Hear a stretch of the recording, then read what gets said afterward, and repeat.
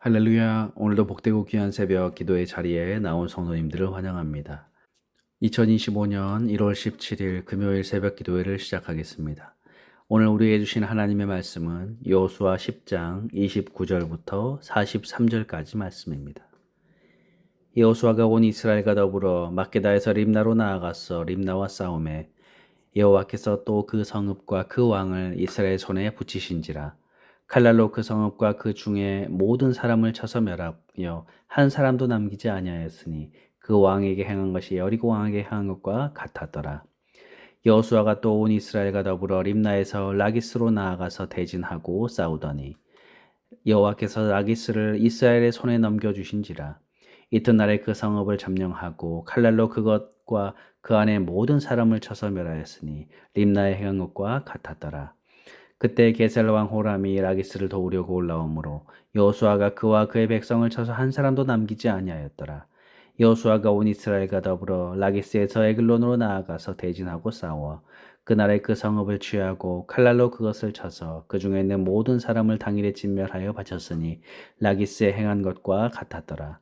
여호수아가 또 온 이스라엘과 더불어 에글론에서 헤브론으로 올라가서 싸워 그 성읍을 점령하고 그것과 그 왕과 그 속한 성읍들과 그 중에 모든 사람을 칼날로 쳐서 하나도 남기지 아니하였으니 그 성읍들과 그 중에 모든 사람을 진멸하여 바친 것이 에글론에 행한 것과 같았더라. 여호수아가 온 이스라엘과 더불어 돌아와서 드빌에 이르러 싸워 그 성읍과 그 왕과 그 속한 성읍들을 점령하고 칼날로 그 성읍을 쳐서 그 안에 모든 사람을 진멸하여 바치고 하나도 남기지 아니하였으니 드빌과 그 왕에게 행한 것이 헤브론에 행한 것과 같았으며 림나와 그 왕에게 행한 것과 같았더라. 이와 같이 여호수아가 그 온 땅 곧 산지와 네겝과 평지와 경사지와 그 모든 왕을 쳐서 하나도 남기지 아니하고 호흡이 있는 모든 자는 진멸하여 바쳤으니 이스라엘의 하나님 여호와께서 명령하신 것과 같았더라. 여호수아가 또 가데스 바네아에서 가사까지와 온 고센 땅을 기브온에 이르기까지 치매 이스라엘의 하나님 여호와께서 이스라엘을 위하여 싸우셨으므로 여호수아가 그 모든 왕들과 그들의 땅을 단번에 빼앗으리라. 여호수아가 온 이스라엘과 더불어 길갈 진영으로 돌아왔더라. 아멘.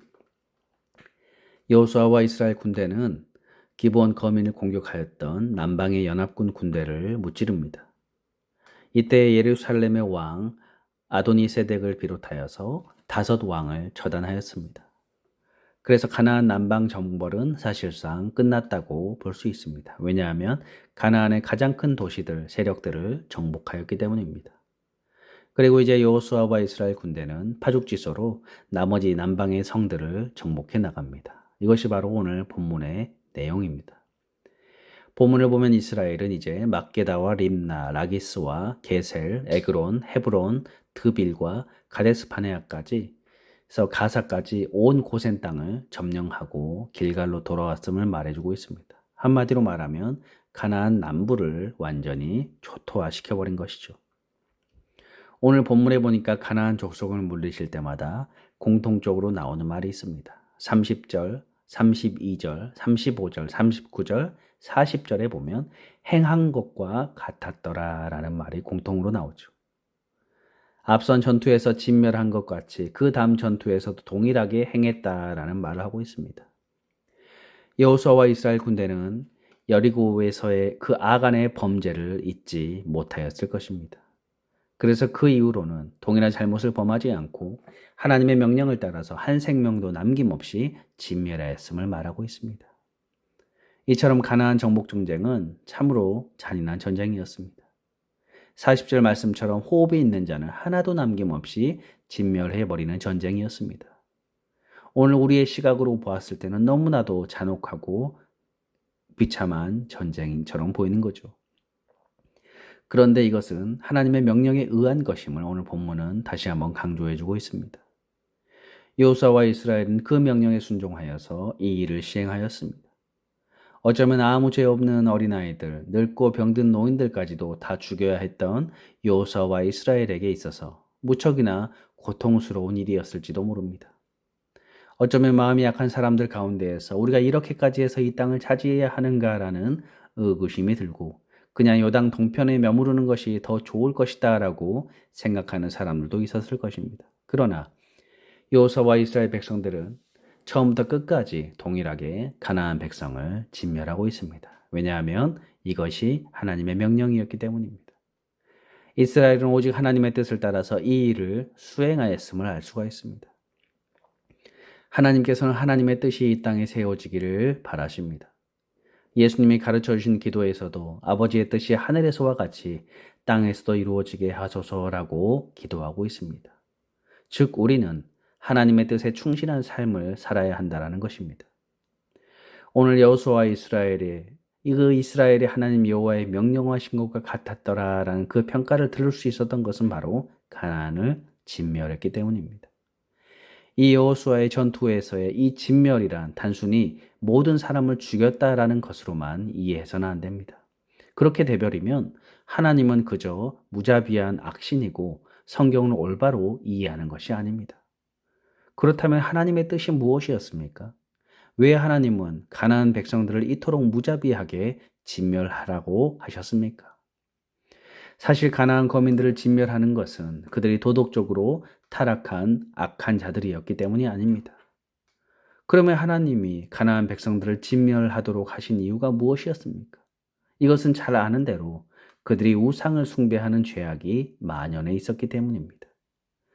그런데 그렇게 생각하면 가나안 백성들만 우상을 섬겼습니까? 이스라엘 백성들도 사실 우상 숭배의 범죄를 저질렀고요. 가나안 이외의 땅에서도 모든 나라와 백성들이 우상을 섬겼습니다. 그런데 왜 가나안 땅의 거민들만 이렇게 진멸을 당해야 했습니까? 거기에는 좀 더 근본적인 이유가 있었습니다. 그것은 가나안 땅은 바로 약속의 땅이었기 때문입니다. 약속의 땅은 아무나 살 수 있는 곳이 아닙니다. 오직 약속 안에 있는 자만 살 수 있습니다. 그래서 약속 안에 있지 않는 자는 모두 진멸하신 것입니다. 하나님은 이 땅을 오직 약속한 자들에게 허락하십니다. 그래서 그 약속에 있지 않는 자들은 모두 진멸해 버리십니다. 약속 안에 있는 자들은 하나님의 약속을 믿고 또한 그 약속하신 하나님을 믿습니다. 그러나 약속 밖에 있는 자들은 약속을 모르고 살아갑니다. 오직 자신의 재능과 실력만을 믿고 살아갑니다. 그래서 가나안 거민들은 약속의 땅에 있어서는 안 되는 것입니다. 마찬가지로 하나님이 세상을 심판하시는 기준이 바로 도덕과 윤리가 아닙니다. 세상이 생각하듯이 그저 도덕적인 착함과 악함을 기준으로 하여서 천국과 지옥으로 구분하는 것이 아닙니다. 모든 인간은 악합니다. 그래서 인간의 운명은 지옥입니다. 이것은 누구도 거부할 수 없습니다. 그래서 하나님은 세상을 구원하기 위하여서 약속의 자손이었던 예수 그리스도를 이 땅에 보내주십니다. 그리고 그분을 믿는 자를 약속 안에 있는 자로 여겨주시는 거죠. 결국 가나안 거민들의 진멸을 당할 수밖에 없는 것은 약속을 모르기 때문이고 그래서 자신의 힘을 의지하여서 살아가고자 했기 때문입니다. 이것이 바로 약속의 땅에 합당하지 않는 이유였고 그들이 진멸을 당해야만 하는 이유였습니다.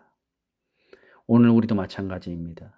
우리도 예수님으로 말미암은 그 하나님의 약속을 받는 자들입니다. 이 약속이 있기 때문에 하나님 나라에 합당한 자로 여기심을 받는 것입니다. 결코 우리가 믿지 않는 이들보다 선하고 의롭기 때문이 아닙니다. 우리는 우리에게 주신 하나님의 약속을 믿고 살아갑니다. 내 힘을 의지하지 않고 하나님의 약속을 바라보며 살아갑니다. 내 힘만 의지하면 우리도 동일하게 진멸을 당할 수밖에 없습니다. 그러나 우리는 하나님의 약속을 믿기에 이제 그 은혜로 이 땅을 살아가는 것입니다. 언젠가 이 땅에 하나님의 나라가 완전히 임하게 됩니다. 성경의 마지막 요한계시록의 말씀처럼 새 예루살렘에 이루어질 것입니다. 그날에 약속 밖에 있는 사람들은 이 나라에 합당하지 않게 여김을 받게 될 것이고 가나안 족속들과 같이 멸망하고 말 것입니다. 이것을 두고 하나님은 불의하다, 불공평하다라고 말하는 사람이 있습니다. 그러나 하나님은 모든 사람에게 약속하였습니다. 예수님을 믿는 자는 하나님 나라에 합당한 자로 여겨주시겠다라고 약속하셨습니다. 그런데도 지금도 그 약속을 믿지 않고 살아갑니다. 결국 하나님의 약속하신 천국에 들어가지 못하고 멸망하고 마는 것입니다. 오늘 우리는 예수님을 믿음으로써 이 약속을 받았습니다. 하나님의 약속은 흔들리거나 결코 변개되지 않습니다. 이제 이 약속을 받았으니 내 힘을 가지고 인생을 살아가지 않고요. 내 생각과 내 뜻을 주장하지 않습니다. 여호수아와 이스라엘 백성들과 같이 이제 더욱 하나님의 약속을 신뢰하며 하나님의 명령하신 대로 살아가는 삶을 살아가야 될 줄로 믿습니다. 그러므로 성도 여러분, 오늘 이 시간 기도할 때에 하나님의 약속을 믿지 못한 멸망할 세상 가운데에서 우리를 약속 가운데 불러주신 하나님의 은혜에 굳게 서서 더욱더 주님을 의지하고 바라보며 주 뜻대로 살아가는 삶이 되기를 기도하길 소원합니다. 함께 이 시간 기도하겠습니다. 하나님, 죄인이었던 우리가 예수님을 믿음으로 말미암아 하나님의 언약 백성이 되었음을 고백합니다. 하나님, 이 놀라운 축복과 언약을 잊지 않고 살아가게 하여 주옵소서.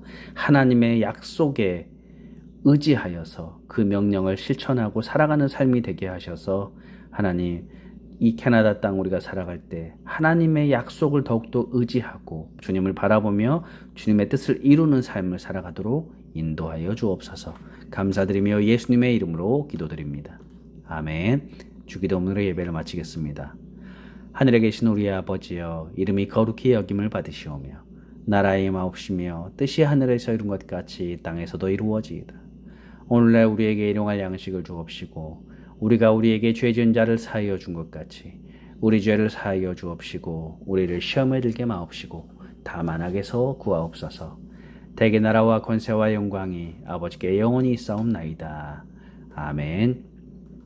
이 시간 잠시 함께 기도하는 시간을 갖겠습니다. 먼저 오늘 말씀을 생각하면서 하나님, 우리 삶 가운데 하나님의 은혜의 약속, 놀라운 축복의 말씀을 기억하면서 하나님의 언약 백성으로 살게 하여 달라고 기도하시고, 두 번째 우리 갈보리 교회와 또 우리 주일 예배, 새벽 예배, 또 우리 온 교우들, 또 우리의 자녀들, 또 주변의 이웃들을 위해서 하나님의 언약 백성으로 살아가게 해달라고 함께 이 시간 기도하겠습니다.